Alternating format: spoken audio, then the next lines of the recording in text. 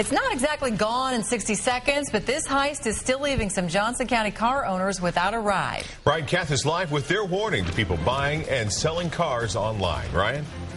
Hey there, Mark. If you're trying to sell a car, there's a good chance you're doing so by putting an ad on Craigslist. But tonight, Overland Park police are warning about some new car nutters that have cruised into town.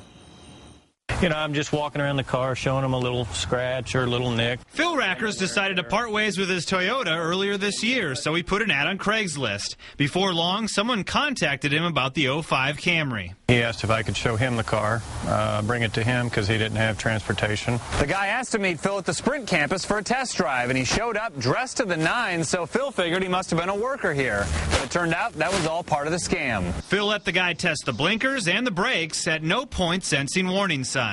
I'm about here, and that's when he just kind of eases forward, and by no means was it a quick getaway. Before he knew it, the guy and his Toyota were gone. I was literally turning around going, did this just happen? Overland Park police believe a ring of thieves is targeting sellers on Craigslist. And lately, they've added a new trick to their ruse, offering sellers a fake insurance check made out to them for the exact listing price. So anyone that's presented with a check from an insurance company that's already made out to them, if they're the one selling the vehicle, should throw up some red flags that insurance companies don't typically work that way. The Toyota eventually surfaced in Denver, where the suspect had apparently sold it to someone else for cash at a bargain rate.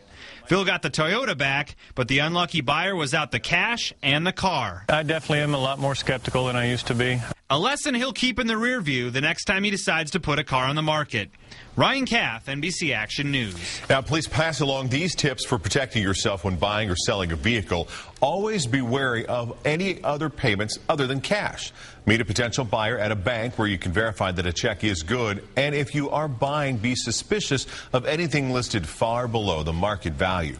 Overland Park police know of at least 7 victims, but tell us they've zeroed in on some suspects and hope to make arrests soon.